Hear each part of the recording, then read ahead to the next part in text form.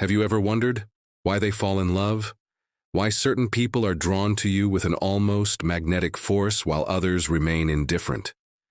Society, movies, popular culture, they all try to sell the idea of accidental love. A fairy tale where destiny conspires, where your looks, your superficial charm, or perhaps your carefully crafted personality are the keys.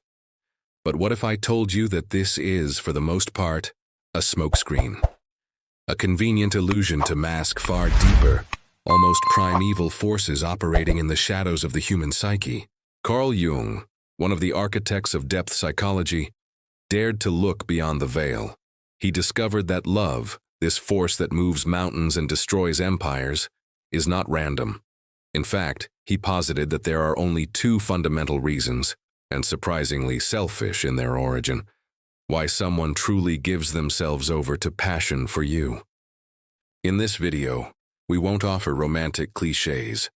We will descend into the basements of the mind, explore Jung's revolutionary ideas on projection, on the archetypes of the anima and animus, and reveal why you become a magnet.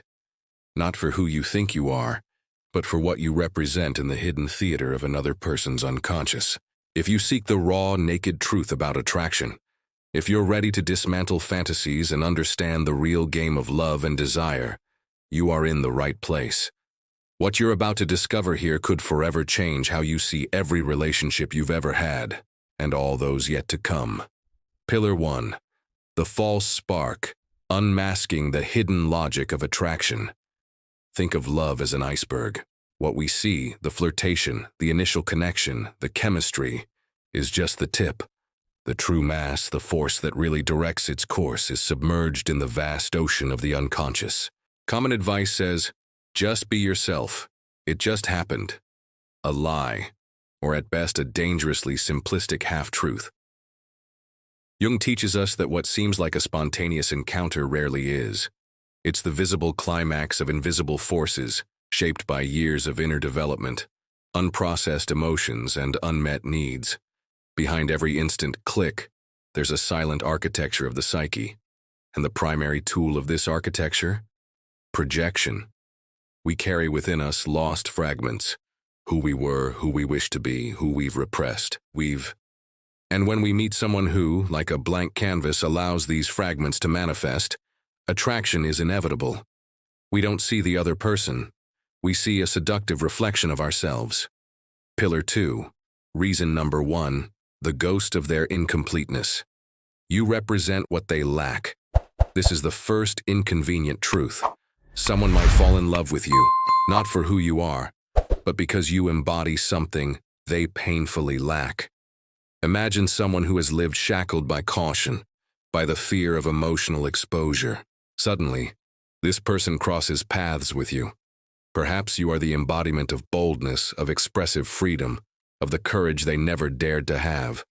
That shiver, that fascination, it's more than admiration. It's their unconscious screaming, "There lies what I need to evolve." The rational drawn to the emotional, the introvert captivated by the extrovert, the structured soul mesmerized by creative chaos. It's not opposites attract simplistically. Its opposites reveal what is starved for development. But herein lies the danger. If this person doesn't recognize that the brilliance they see in you is, in fact, a dormant potential within themselves, admiration turns into dependence. Love becomes a hungry need to possess what they believe they don't have. And the moment your humanity, your flaws, your inconsistencies, shatters the idealized image they projected, the magic shatters. Love built on the quicksand of projecting one's deficiencies is doomed to collapse. Pillar 3, reason number 2, the call of the lost archetype. You awaken their anima or animus. Jung didn't stop at superficial projection. He went deeper, to the core of the inner myths we all carry. He introduced us to the anima and animus. Within every man resides an unconscious image of the essential feminine, his anima. Within every woman, an unconscious image of the masculine, her animus. These are not mere cultural stereotypes. They are powerful archetypes, forged from our earliest breaths, by primal relationships, by ancestral tales, by the very tapestry of the collective psyche. These archetypes become emotionally charged blueprints, and one day you appear, perhaps not in physical appearance nor even in obvious behavior, but in essence. You, unknowingly, fit this archetypal mold perfectly. The attraction then is overwhelming. An inexplicable sense of familiarity, as if you've known each other across lifetimes. A soul recognition, a destiny. Cosmic nonsense, Jung might say. It's not the universe conspiring. It's their psyche, recognizing its own internal design reflected in you. Thus, the second reason someone falls madly in love with you is this. You awaken this ancient, powerful inner image they've carried for years. You are not a person, you become a symbol, and symbols move the inner world with an irrational and immediate force. But again, the trap. They are not seeing you. They are seeing a sacred fantasy, a psychological construct, and no human being can bear the weight of an archetype forever. When the real you emerges with your flaws and raw humanity, the fantasy crumbles. The divine becomes confusing, the perfect painfully complicated. It's the recipe for ecstasy followed by chaos. Pillar 4, the soul's mirror, love as a brutal tool for growth. Despite the pain and confusion that projection and archetypal fixation can cause, Jung didn't see this as failure. On the contrary, he saw it as an essential part of our growth journey. Love, in the Jungian perspective, isn't just an emotional experience to be passively enjoyed. It's a tool of transformation. Every person we fall for, or who falls for us, becomes an unforgiving mirror. And what do we see in this mirror? Exactly what we need to see in ourselves. Some reflect our hidden potential, inspiring us. Others expose our deepest fears, challenging us. Some awaken our creativity, others our darkest insecurity. But all serve a greater psychological purpose, to accelerate our process of individuation, the arduous yet necessary journey of becoming who we truly are in our totality. When someone falls in love with you, they may believe they see something magical in you, and in a way, they are right. But the magic doesn't reside in you as an isolated being. It resides in what you, as a catalyst, awaken within them. You are a turning point, a psychological invitation. Pillar 5, liberation through awareness, breaking the cycle of illusion. So the final truth, the secret that unifies all this. People fall in love with you because you reflect something they desperately need to find or resolve within themselves, or because you activate a deep archetypal pattern, yearning for recognition. In both cases, the initial love isn't about you. It's about their self, striving to evolve, and the same is true for you. You fall in love with those who mirror your missing parts, who resemble your inner images, who, knowingly or unknowingly, carry the key to your next chapter of growth. But here is the watershed moment.